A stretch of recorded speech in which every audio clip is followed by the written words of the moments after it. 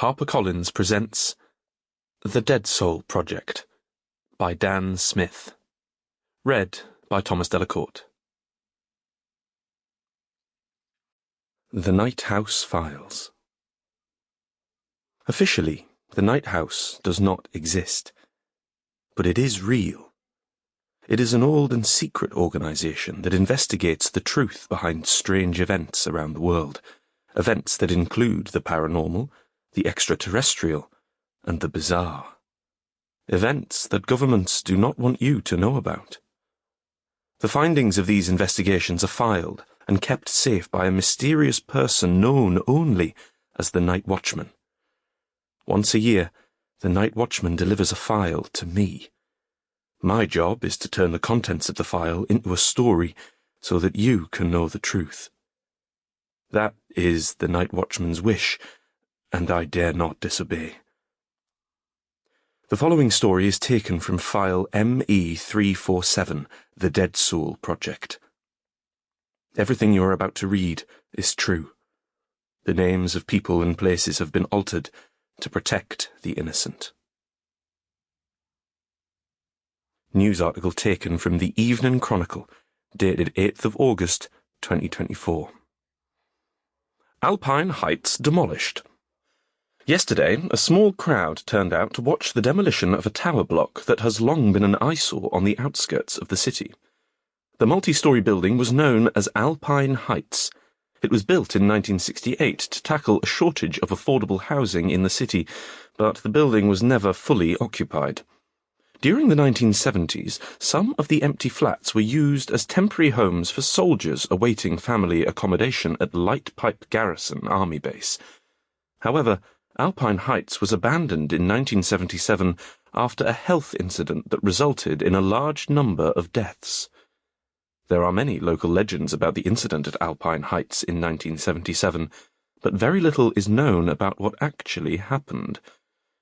Left unoccupied since the incident, Alpine Heights fell into disrepair and decay. Yesterday afternoon, the building was demolished in a controlled explosion and bulldozers moved in. The land will be used for the construction of luxury flats in an effort to regenerate the area. One local who came to witness the demolition commented, "I'm glad to see the back of it. There was something wrong with that place. Something bad." 47 years earlier. Tuesday, 1st of February, 1977. 6:15 p.m. Lauren Dempsey stopped under a streetlight and looked across the deserted road at the building in front of him.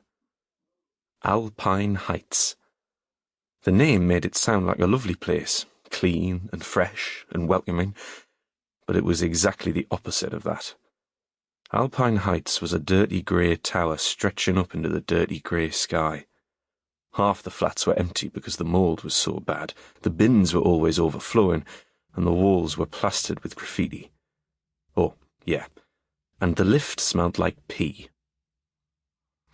As always, Nelson and his gang were hanging around the entrance, under the concrete canopy, doing wheelies on their bikes. Lauren stopped beside Kyle and kicked a stone into the long grass beside the path. A startled magpie flew up to perch on a nearby street lamp. "What will happen to us?" Lauren asked. Her voice was small in the icy rain. "Where will we go?" Kyle looked down at his younger sister and sighed. "You're not going to miss this place, are you?" "No, but really, where will we go?"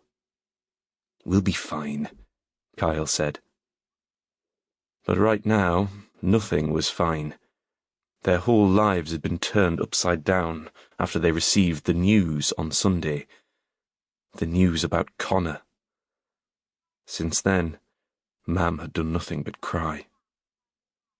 She was at Auntie Irene's house right now, probably still crying, so Kyle had brought Lauren home because he knew he had to get her away from that.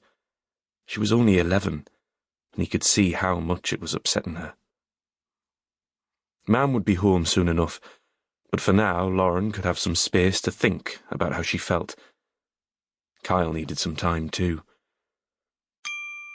Sample complete. Ready to continue?